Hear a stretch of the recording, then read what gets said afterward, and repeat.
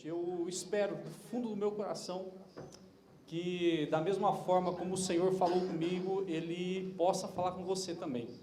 Possa te dar uma palavra de vida, né? Uma palavra de vida para que você se levante, para que você tenha força, renove o seu ânimo e para que Deus se torne hoje, se Ele ainda não é, a referência do seu coração, o seu tesouro. Amém? Todos acharam? Amém. Na minha Bíblia diz assim: um só Deus e Pai de todos, o qual é sobre todos, age por meio de todos e está em todos. Talvez na sua Bíblia esteja um pouco diferente, vai estar escrito: um só Deus, Pai de todos, o qual é sobre todos e por todos e em todos vós. Mas independentemente da tradução, o fim vai ser o mesmo. Amém? Eu quero te convidar a orar mais uma vez comigo. Se você puder fechar os seus olhos, colocar a sua Bíblia aí no banco.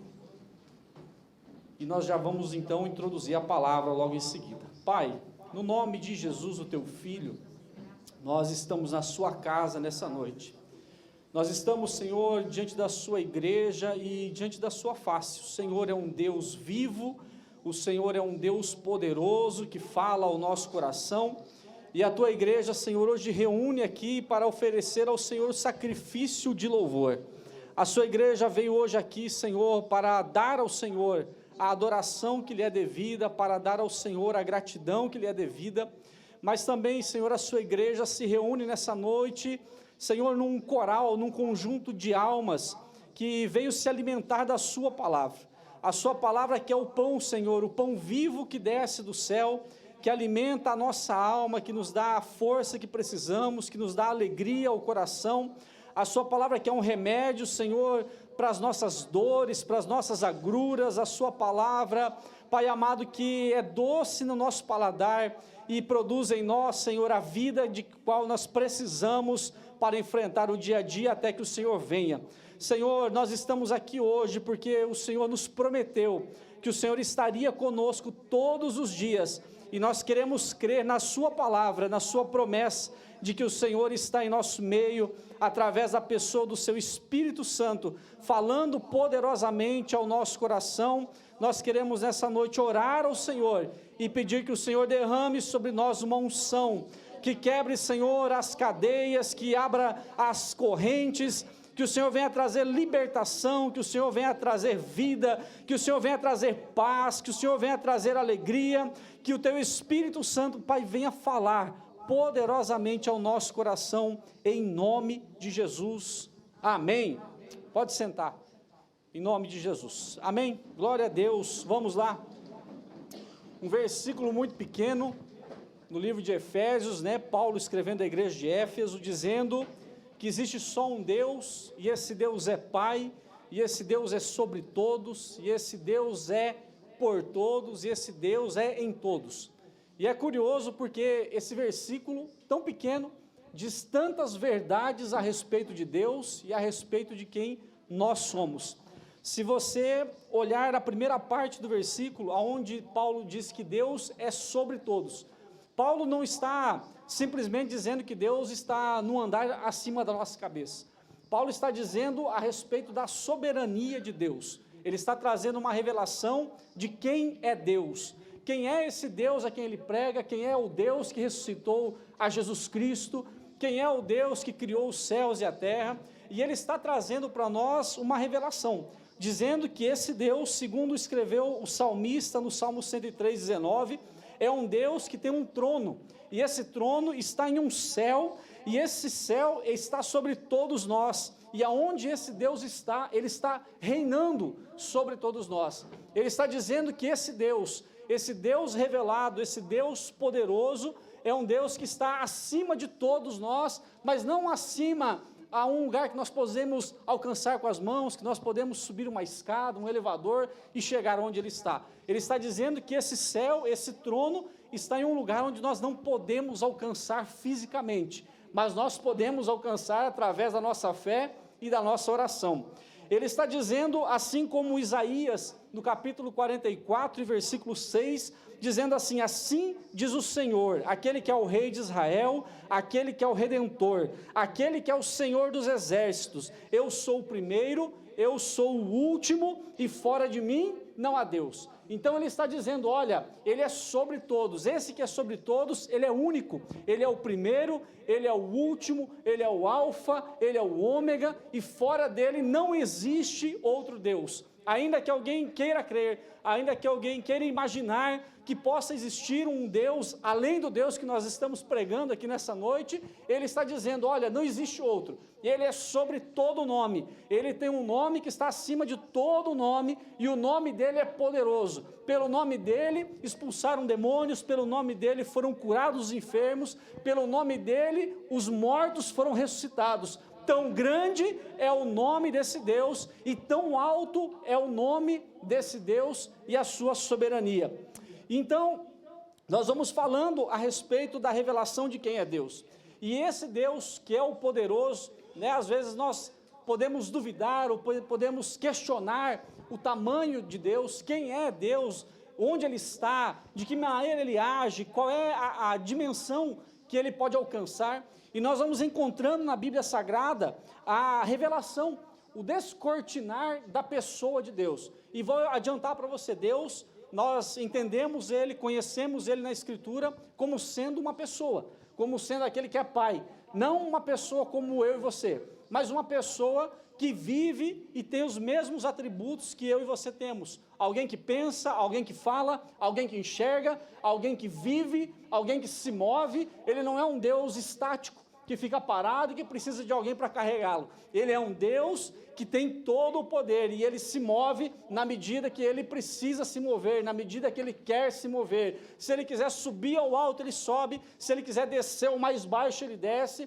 Esse Deus poderoso, segundo o profeta Isaías, no capítulo 42:5, ele diz assim, olha, eu sou o Senhor, e eu criei os céus e a terra, e eu os estendi, e eu formei a terra e a tudo quanto produz, que dá respiração ao povo que nela está, e o espírito aos que andam nela. Eu quero te dizer com essa palavra que esse Deus é o Deus que permite que eu e você pudéssemos estar aqui respirando nessa noite. Se você nunca parou para pensar, talvez se você já tenha sido internado com algum problema respiratório, com algum problema de asma, você sabe do que eu estou falando. Quando você tenta respirar e o seu pulmão não absorve o oxigênio que está disposto ali na atmosfera para você, você já sente aquela sensação de quase morte. E é uma coisa tão simples para nós, respirar. Você simplesmente enche o seu pulmão, você para por um segundo e faz...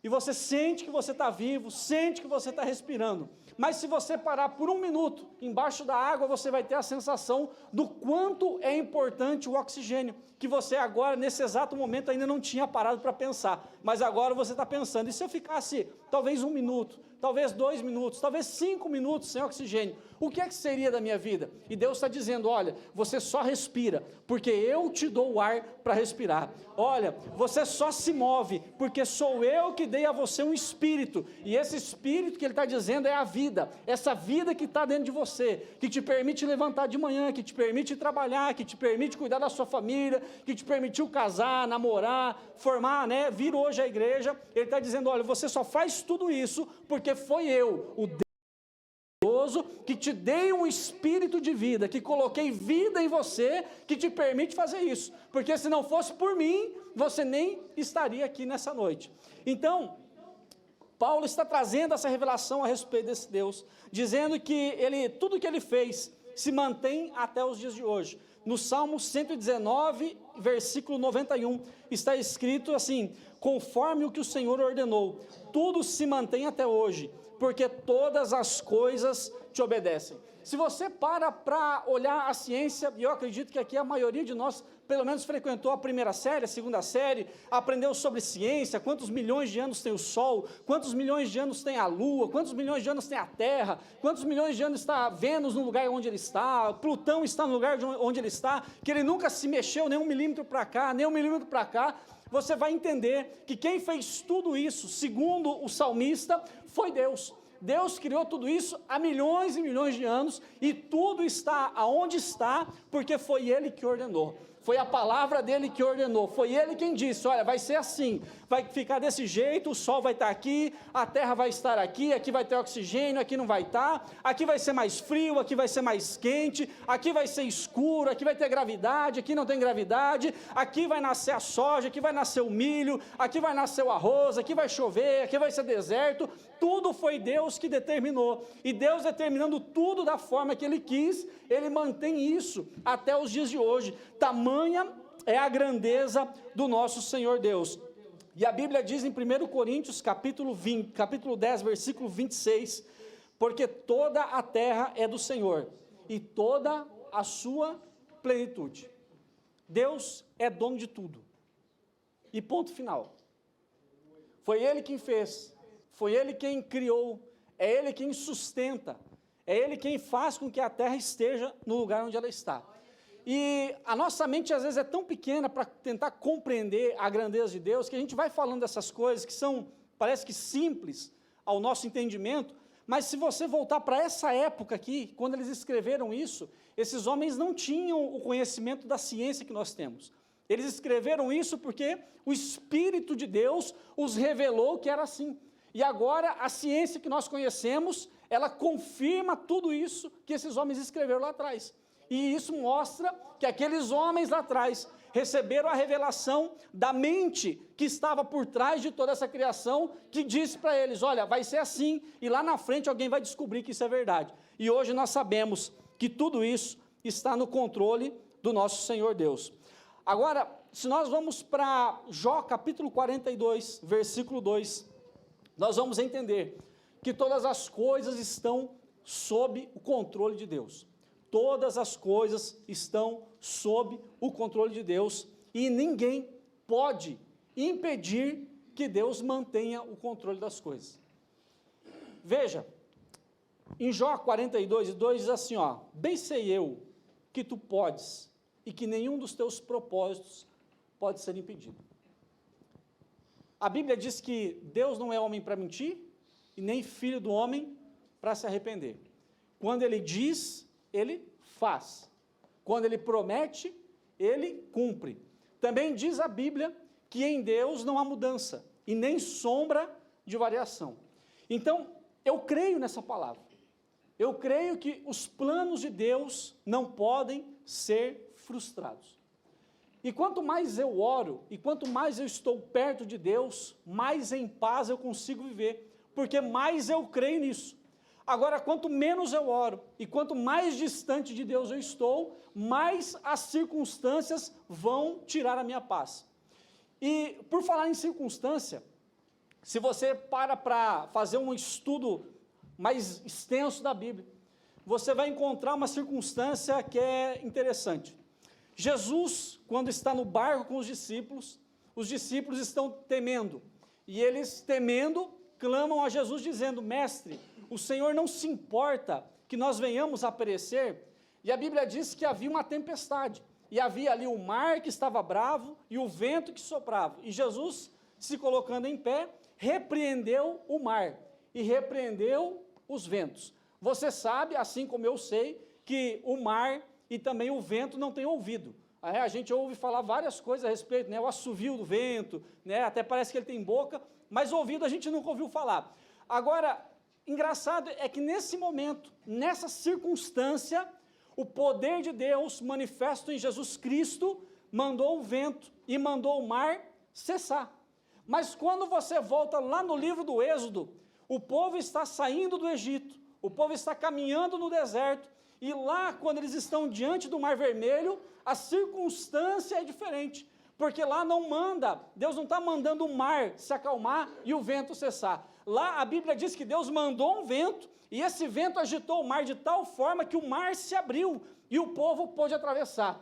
E isso eu quero te dizer o quê? Que Deus é o Senhor da circunstância. Se Ele precisar mandar o mar acalmar, Ele manda, mas se Ele precisar mandar abrir, Ele vai obedecer também. Se Ele precisar mandar o vento se acalmar, Ele manda e o vento acalma, mas se Ele precisar mandar um vento para soprar ao teu favor, Ele também manda, porque as circunstâncias estão a favor do nosso Deus. E é curioso, porque ninguém pode impedir esse mover de Deus. É engraçado porque quando eu olho a Bíblia, E eu vejo Jesus, um homem chega desesperado para Jesus e diz assim: mestre, o teu amigo está enfermo, ao ponto de morrer. E Jesus diz assim: olha, eu vou lá falar com ele, fica tranquilo. E aí aparece um contratempo, Jesus atrasa, parece que vai chegar tarde, parece que não vai chegar a tempo, mas daqui a pouco Jesus consegue chegar na aldeia onde tinha um amigo dele, e quando ele chega na aldeia, alguém vem correndo aos pés de Jesus e diz assim: mestre, se o Senhor tivesse chego antes, Lázaro, meu irmão, não teria morrido. E aí, se a gente não conhece o poder de Deus, a gente fala assim: Jesus mandou mal, Jesus foi errado, Jesus devia ter ido, era amigo, era o cara que recebeu ele na casa, era o lugar onde ele ia se sentir em casa, a amizade que ele tinha com Lázaro era tão grande que ele se sentia em casa, quando ele estava lá na aldeia de Betânia, né, se não me falha a memória. Mas aí, ele fala assim, que Jesus chorou, mas ele foi lá e disse: tire a pedra. E quando tira a pedra, ele grita para o amigo: Lázaro, sai para fora. E você vê nessa passagem que nem aquilo que é humanamente mais impossível é impossível para Deus. E o curioso é que, às vezes, nós temos Deus por tardio na nossa vida. Às vezes a gente está esperando uma resposta. Às vezes a gente está sem paz, agoniado, com pressa: Senhor, eu preciso resolver, eu preciso decidir, eu preciso fazer, eu preciso deixar de fazer, eu preciso ir, eu preciso voltar, eu tenho que viajar, eu tenho que voltar para casa, eu tenho que fazer uma faculdade, eu tenho que mudar de emprego, eu tenho que achar outra coisa para fazer na minha vida. E você fica se agoniando, se apressando, né, afoito. Às vezes a pessoa ganha conta de uma forma que ela não está esperando, e ela fica questionando: mas Deus, por que o Senhor me permitiu ganhar conta? Às vezes a pessoa, né, sofre uma tragédia, bate o carro, alguma coisa, e fala: mas por que o Senhor não me livrou? Por que o Senhor não me deu um escape? E é curioso, porque, ao que tudo indica na Bíblia, Deus nunca perdeu o controle de nenhuma circunstância, mas Deus sempre usou a circunstância em favor daqueles que estavam esperando nele, porque a Bíblia diz que Deus trabalha em favor daqueles que nele esperam. E eu quero te dizer, ainda que Deus pareça tardio para resolver algo que você precisa, ainda que Deus pareça estar atrasado para solucionar um problema com você, ainda que Deus esteja parecendo atrasado às vezes para resolver um problema no seu casamento, com a sua família, no seu trabalho, na sua empresa, ou seja lá onde for, no seu emocional, não importa, ainda que pareça que ele está atrasado e que ele não se importa, e que ele não vai chegar ao tempo de resolver o problema, eu quero dizer para você nessa noite: aguarda mais um pouquinho, porque ele já está chegando. Espera mais um pouquinho, porque ele vai vir. Espera mais um minutinho, porque ele vai chegar, e quando ele chegar, ele vai te dar a resposta que você precisa. E a minha Bíblia diz que ele é poderoso para fazer tudo muito mais abundante, além daquilo que nós pedimos ou pensamos. Deus não vai fazer só o que você precisa, ele vai fazer mais do que você precisa. Em nome de Jesus eu creio, e se você crê, diga glória a Deus. Glória a Deus. Aleluia. Veja que ninguém pode impedir a mão de Deus. Isaías 43:13, a minha Bíblia diz: ainda antes que houvesse dia, eu sou. E é desse homem que Paulo está falando, é desse Deus que Paulo está falando, quando ele diz: olha, ele está sobre nós, ele está sobre mim, é esse Deus que está sobre mim, ele está lá no céu, sobre a minha vida, sobre a sua vida, querendo você ou não, acreditando você ou não, ele está lá. E ele está dizendo assim, ó: ainda antes que houvesse dia, eu sou, e ninguém há que possa fazer escapar das minhas mãos. Agindo eu, quem impedirá? Você acha que alguma pessoa pode impedir aquilo que Deus tem para fazer na sua vida? Você acha que alguma circunstância pode impedir a bênção de Deus de alcançar a sua vida? De corrigir alguma coisa na sua casa, de corrigir alguma coisa em você? Você acha que existe alguém, ou alguma coisa, ou algo, que pode impedir um Deus que manda no vento, que manda na água, que manda na nascente, na criação, que dá o ar que você respira aqui, que criou o seu pulmão para absorver simplesmente o oxigênio para que você tivesse vida no seu sangue, e esse oxigênio circulasse por dentro do seu sangue, pelo seu coração, levasse até o seu cérebro, te desse consciência. Um Deus que é tão poderoso para fazer algo tão complexo como eu e você. Você acredita que existe algo que pode impedir o agir de Deus na sua vida? Eu quero te dizer que sim. E você vai falar, isso é heresia, isso é heresia. Meu irmão, depois lá está no YouTube, a pessoa recorta lá o pedaço do vídeo e fala, olha que esse rapaz falou, que existe algo que pode impedir a bênção de Deus. Mas existe. E o profeta falou assim, o seguinte, olha, a mão de Deus não está encolhida, e os seus ouvidos não estão agravados, mas os nossos pecados nos afastam. Então eu vou melhorar o que eu disse. Deus sempre está com a mão estendida para abençoar. A minha atitude, a sua atitude, a minha incredulidade, o seu pecado, nada disso vai fazer com que a mão de Deus encolha, mas vai fazer com que a gente saia debaixo dessa mão todo-poderosa. Vai fazer com que a gente se afaste dessa mão, e a bênção de Deus não vai nos alcançar, porque nós é que saímos da presença dele. Mas a mão dele continua estendida, e os ouvidos dele continuam abertos. Apesar de tudo, você tem a oportunidade ainda de dobrar os seus joelhos e dizer, Pai, eu errei, Pai, eu pequei, perdoa os meus pecados, porque ele vai ouvir a sua oração e vai te trazer para debaixo das mãos poderosas dele. Eu creio dessa forma. Mas veja que Deus é tão poderoso, e a Bíblia diz que mesmo ele sendo Deus, e agora eu vou falar de Jesus, do Filho, a Bíblia diz que mesmo ele sendo Deus, ele não teve por usurpação ser igual a Deus. Antes ele humilhou-se a si mesmo, assumindo a forma de homem. Então, Deus é poderoso, mas o homem é orgulhoso. Até rima.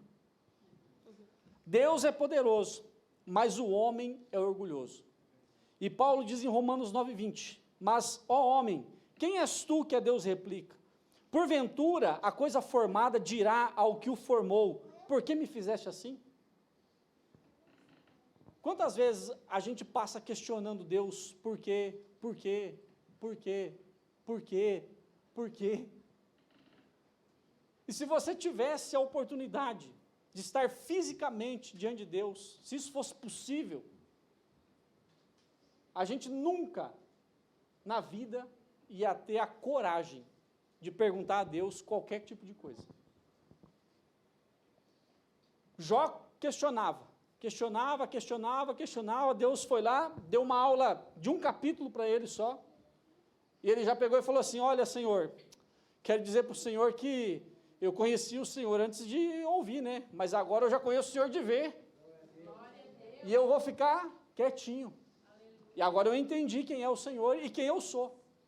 E quando nós entendemos quem é Deus, mas principalmente nós entendemos também quem nós somos, nós vamos ver que nós temos a necessidade, nós precisamos estar ligados no nosso Deus. Paulo escreveu em 1 Coríntios 8:6, todavia para nós há um só Deus, o Pai de quem é tudo e para quem nós vivemos, e um só Senhor, Jesus Cristo, pelo qual são todas as coisas, e nós por Ele. Vou traduzir o versículo para você entender. Nós só somos algo quando nós estamos em Cristo. Nós só somos alguma coisa quando nós estamos em Cristo.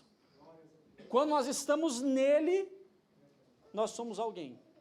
Quando nós estamos nele, nós somos alguma coisa. Nós servimos para algo. Quando nós estamos fora dele, nós não temos utilidade, nós não temos qualquer tipo de uso, porque Deus não se agrada do pecado, apesar de amar o pecador, né? A gente sempre fala isso, Deus abomina o pecado, mas Ele ama o pecador. Mas quando nós estamos em Cristo, e aí Paulo fala, se for para mim me gloriar de algo, vou me gloriar de estar em Cristo. Fora disso, não vou me gloriar em nada, porque não existe nada para a gente se gloriar. Tem pessoas que se gloriam porque são bem-sucedidas na vida, porque deram certo, porque têm um bom emprego, porque fizeram algo extraordinário, porque fizeram um sucesso na música, né? E as pessoas se enchem, são arrogantes, são orgulhosas, e parece que elas são quase que autossuficientes. Mal sabe elas, né, que sem Cristo, elas não são nada. E aí, Romanos 11:36 diz assim, ó, porque dele, por ele e para ele são todas as coisas. Dele, por ele e para ele são todas as coisas. Esse versículo volta no nosso versículo primeiro, né? Deus é sobre nós, age por meio de nós e age em nós. Tudo vem dele. Você só está aqui hoje porque foi ele que quis. Porque foi ele que te chamou. Diz a Bíblia que foi ele quem nos chamou. Foi ele quem nos escolheu. Não foi nós que escolhemos ele. Foi ele quem nos escolheu para estarmos aqui. Para irmos e dar fruto. E quando nós estamos aqui, tudo que nós fazemos é por intermédio do poder e da capacidade que Ele nos dá. E tudo aquilo que nós fizemos por intermédio do poder e da capacidade que Ele nos dá, volta para a glória do nome dEle, não é para nós. A gente ensina às vezes lá na IAV, né, abençoa, tem casal tem casamento que é restaurado, tem homens lá que são transformados, e a gente vê o que Deus faz na vida das pessoas. Às vezes dá até uma vontade da gente estufar o peito e falar assim, foi eu que ajudei. Olha lá, está lá porque foi eu que fiz. Está lá porque foi eu que falei uma palavra. Não foi eu. Não fui eu. Não fomos nós. Foi a capacidade que o Espírito dele nos concedeu para que nós pudéssemos fazer alguma coisa para a glória do nome dele e nada mais do que isso. Nós, sem Deus, não somos nada. Nós, sem Deus, não somos nada. Mas esse Deus, que tem todo o poder, Ele faz por nós tudo aquilo que nós precisamos.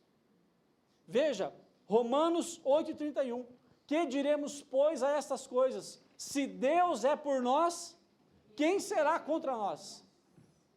Se Deus está ao meu favor, quem é que vai ser contra? Como é que eu vou perder? Como é que eu vou ir mal? Se Deus é por mim, se Deus trabalha ao meu favor, ainda que tudo dê errado, no final das contas, a Bíblia diz que Deus ainda tem o poder de transformar aquilo que é maldição em bênção. Talvez tenha coisa na sua vida que você está carregando a vida inteira, mas em algum momento, Deus vai pegar isso e vai transformar isso em bênção, para abençoar a vida de muitas outras pessoas. Salmo 125, versículo 1, os que confiam no Senhor são como os montes de Sião, e eles se abalam? Não. Eles não se abalam, mas permanecem para sempre. Os que confiam no Senhor não se abalam, e eles não permanecem por uma semana.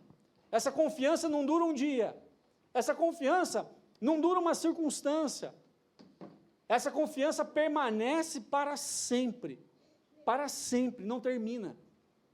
Deus é maravilhoso e poderoso, porque Ele trabalha por aqueles que nele esperam, e eu tenho esperado no Senhor, e eu quero crer que você também tem esperado nele, porque Deus tem trabalhado ao meu e ao seu favor, assim eu creio. Glória a Deus. Deus também trabalha por meio de nós. Ele é sobre todos e Ele é por meio de todos. Deus tem um propósito na sua vida. Deus tem um propósito na minha vida. E não é só vir ao culto, cantar, dar um glória. Não, é você ser usado por Deus. Ser capacitado por Ele para fazer algo. Já ouviu a frase que ovelha gera ovelha? Já ouviu essa frase? Você é uma ovelha do rebanho do sumo pastor, que é Deus. E ovelha gera ovelha. Então nós precisamos abençoar a vida de pessoas, mostrar para o que nós estamos aqui. E aí, em Efésios 4, 7, 8, está escrito que a graça foi concedida a cada um de nós, segundo a proporção do dom de Cristo. Por isso diz, quando ele subiu às alturas, ele levou cativo o cativeiro, e ele concedeu dons aos homens. Então, quando Jesus é arrebatado, ele liberta, ele traz libertação, ele leva cativo o cativeiro, então ele traz libertação, e ainda ele traz dons aos homens. Aí você pode dizer, mas irmão, eu não sou bom em nada. E eu vou dizer para você, eu também não sou. Mas pela misericórdia de Deus a gente consegue fazer alguma coisinha. De um jeito às vezes simples, de um jeito às vezes que ninguém está vendo. Mas por causa dele, por causa do poder dele, por causa da promessa dele de dar a nós os dons, a gente consegue fazer algo. E esse algo é dele. E veja que em Joel 2:28, ele está dizendo o seguinte, ó, e há de ser que eu vou derramar do meu espírito sobre toda a carne. Olha que curioso, porque a promessa dele não está dizendo que ele ia derramar do espírito só sobre os irmãos que sentam no primeiro banco, Charles. Ele não está dizendo que ele ia derramar do espírito só sobre os irmãos que cantam, ou tocam, ou ensinam, ou pregam, ou cuidam do som, ou cuidam lá de fora, ou ajudam na limpeza. Deus, em momento nenhum, limitou esse derramar do Espírito dele para uma meia dúzia de pessoas, porque no reino de Deus, eu não sei se você sabe, mas no reino de Deus não existe privilégio. Todo mundo é igual. E Deus tem o poder de usar todo mundo que se dispõe a ser usado. A promessa de Joel é que ele derramaria do Espírito sobre toda a carne, toda, não é sobre metade, não é sobre 20%, não é sobre 5%, não é sobre a denominação A, B ou C, é sobre toda, todo aquele que se dispõe. E aí lá em Lucas capítulo 10, versículo 19 e 20, Jesus falou uma coisa para os discípulos.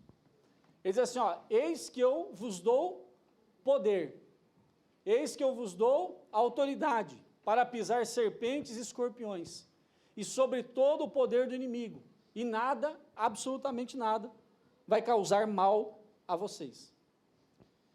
E esse mal não é só espiritual, é também, mas também é físico. Quando você vai para a história de Paulo, ele está navegando, o navio afunda, quebra, dá nas rochas, ele vai para uma ilha cheia de bárbaros, e eles fazem uma fogueira. E a Bíblia diz que durante o momento que eles estão ali na fogueira, uma víbora pega na mão de Paulo, né, e morde ele, uma cobra morde ele. Segundo a história, segundo a localização geográfica, diz que aquela cobra ela tem o poder de matar em cerca de 2 ou 3 horas após a picada. E as pessoas ficaram ali, olhando que momento vai ser o velório, que hora vai morrer, que hora que vai dar errado para Paulo, que hora que o Paulo vai de arrasta para cima, né, como os meninos dizem aí. Que hora que isso vai acontecer? E Paulo fica ali tranquilo, e eles ficam olhando para a mão dele sequer incha. Porque o poder de Deus que operava na vida de Paulo, por intermédio da vida de Paulo, se fez presente naquele momento. Deixa eu dizer uma coisa para você.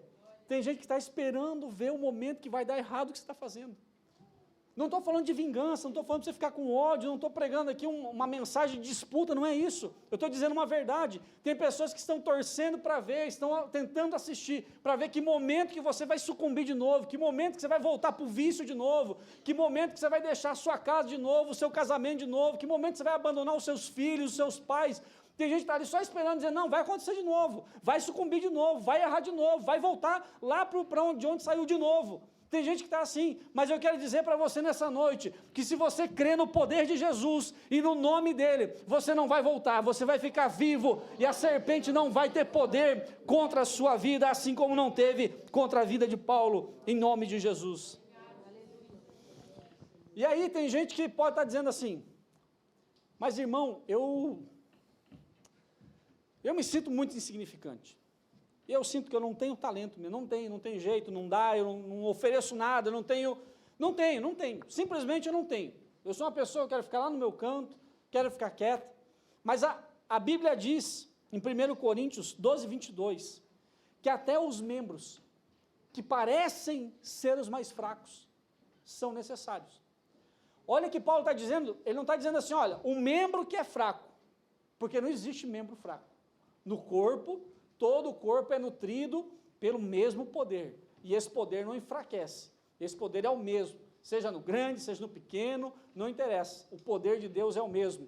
Então ele está dizendo assim, olha, até aqueles que parecem, aqueles que se sentem, aqueles que acham que são os menores e mais fracos, até neles há o poder de Deus, porque eles também são necessários. Se você acha que é insignificante, eu quero dizer para você, você faz parte do corpo, e você é necessário para a obra de Deus continuar andando nesse lugar. Glória a Deus. Glória a Deus. E nós carregamos em nós uma marca. E se você não carrega, tem uma coisa errada. Que você pode consertar nessa noite. Existe em nós uma marca, um sinal, uma distinção. 2 Coríntios 2 e 14, Paulo escreveu à igreja de Corinto dizendo, e graças a Deus, que sempre nos faz triunfar em Cristo, e por meio de nós manifesta em todo lugar o cheiro do seu conhecimento. Paulo está dizendo o seguinte, onde você for, onde você chega, onde você pisa, vai com você algo que é distinto. E aqui ele não está dizendo de cheiro mesmo que você vai sentir com o seu nariz. Ele está dizendo de uma diferença que pode ser notada quando você está presente em algum lugar. E essa diferença é justamente o poder de Deus na sua vida. Não há como esconder. Quando alguém chega na igreja com perfume, se você está ali na porta, quem fica na porta consegue ver todo mundo que chega com um perfume diferente. E ele vai sentir. Ele fala, esse aqui é o perfume do irmão lá. Se ele sentir em outro dia esse mesmo perfume, ele vai lembrar. Ele vai falar, tal dia lá na igreja, né, o pastor Carlos estava usando esse perfume. Aí ele vai lá na loja comprar, ele cheira e fala, esse perfume aqui, era o William que estava usando esse perfume lá na igreja esses dias, a Juliana deu para ele, eu vi lá no Instagram de presente. Mas é algo distintivo, é algo que faz a diferença, é algo que chama atenção, e Deus nos deu esse poder em Cristo, para que a gente também faça essa distinção na nossa vida. Para que a gente também chame de alguma forma a atenção não para nós, mas para aquilo que Cristo colocou em nós, para aquilo que Ele fez por nós. Mateus capítulo 5, 14 ao 16, diz assim, e vós sois a luz do mundo, não se pode esconder uma cidade edificada sobre o monte. Quem é luz pode tentar se esconder, mas ainda assim vai ser visto. Você pode acender a luz do quarto, fechar a porta, você vai ver a luz por baixo na frestinha da porta, ou em cima, em algum lugar, você vai perceber que ela está querendo sair, ela está querendo aparecer, ainda que alguém tente escondê-la.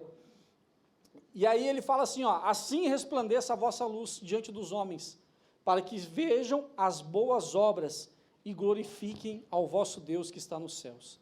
Filipenses 2:15 diz assim, para que sejais irrepreensíveis e sinceros, filhos de Deus inculpáveis, no meio de uma geração corrompida e perversa, entre a qual vocês devem resplandecer como astros no mundo.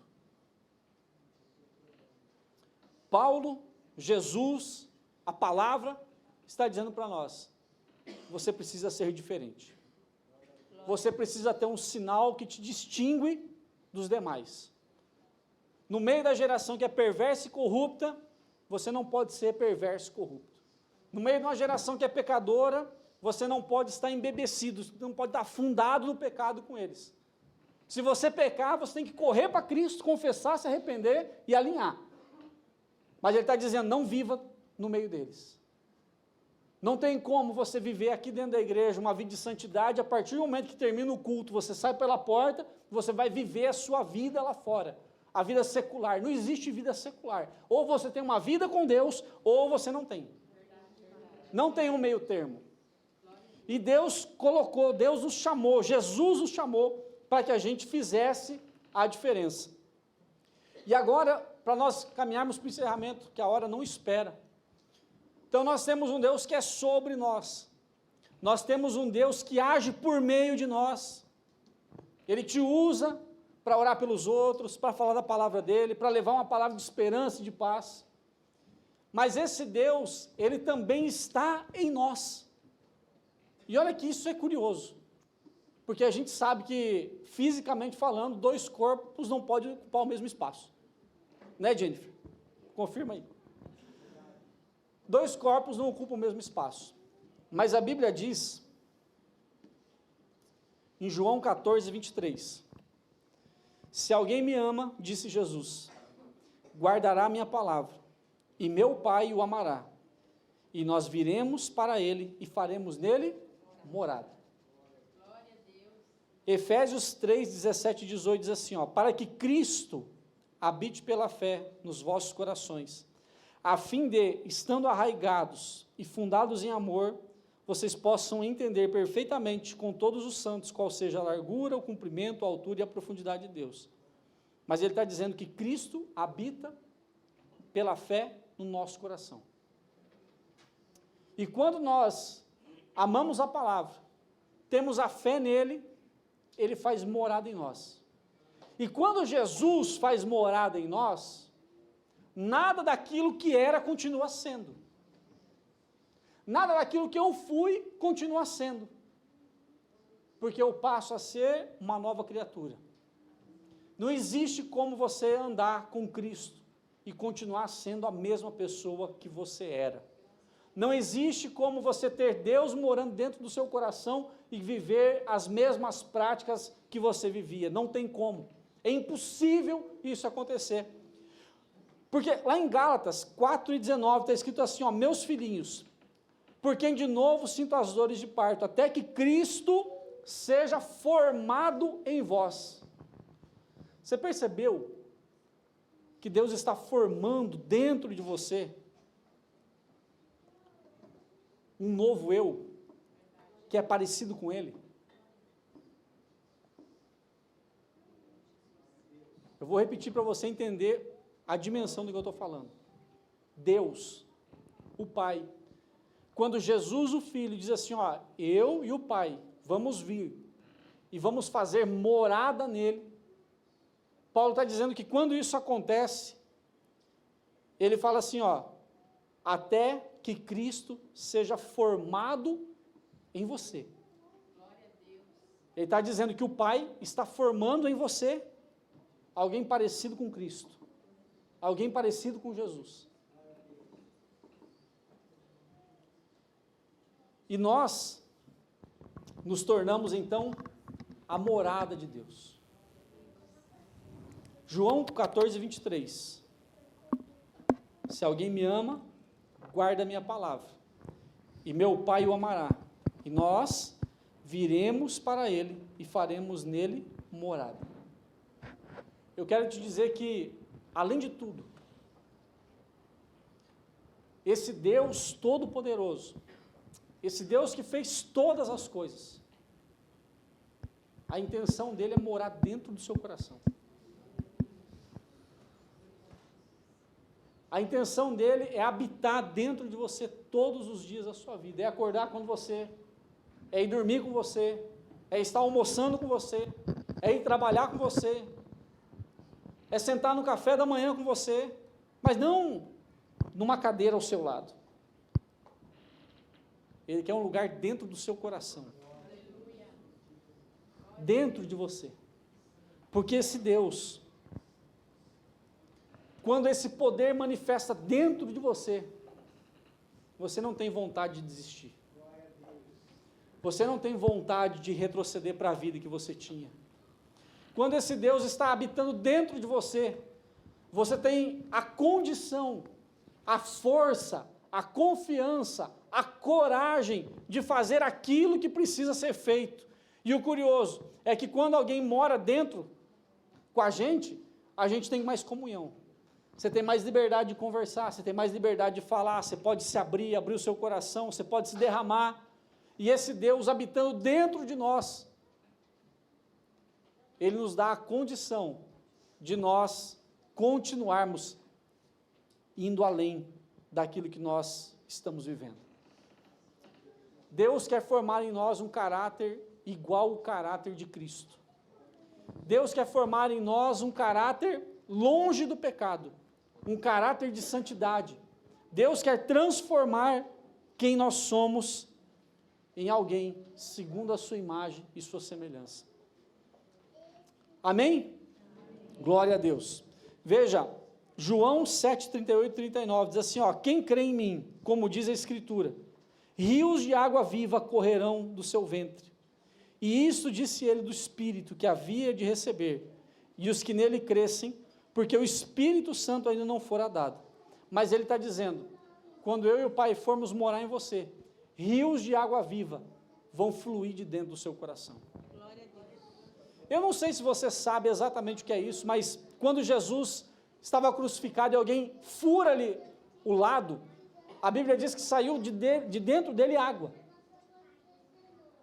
E isso é um fato, porque quando ele chega para a mulher samaritana, ele fala assim, olha, a água que eu vou te dar, vai fazer que surja dentro de você, que você não tenha mais sede, e que rios saiam de dentro de você. E aí, irmão, quando isso acontece, você vai poder dormir em paz. Quando isso acontece, você não vai mais precisar de remédio para dormir. Você não vai mais ter preocupação. Você não vai mais nem ter nenhum tipo de tribulação. As pessoas ao seu redor vão perceber quem é você e vão querer estar perto de você. Você conhece alguém de quem você queira estar perto? Não vale o pastor Carlos, mas pode ser outra pessoa que você conheça. Se você conhece alguém que você gosta de estar perto, porque a pessoa tem uma palavra para te dar, a pessoa te transmite paz, a pessoa te transmite alegria, essa pessoa está assim, porque dentro dela o reino já está pronto e rios de água viva estão jorrando de dentro dela para outras vidas. Aleluia! E foi para isso que Deus nos chamou, para nos dar essa identidade distinta, para nos dar uma identidade onde nós vamos fluir rios de água viva para outras pessoas. Muitas pessoas estão com sede, muitas pessoas estão famintas da palavra de Deus, de uma palavra de esperança, para poder continuar vivendo, acordando no dia de amanhã. Tem pessoas que estão vivendo, sobrevivendo, não tem uma motivação para levantar no outro dia, não tem uma motivação para ir trabalhar, não tem uma motivação para olhar para sua esposa, para os seus filhos e agradecer a Deus. Mas eu quero dizer para você que o Pai quer fazer uma morada dentro do seu coração e mudar esse quadro na sua vida. Eu quero te convidar a ficar em pé, por gentileza, para nós irmos ao final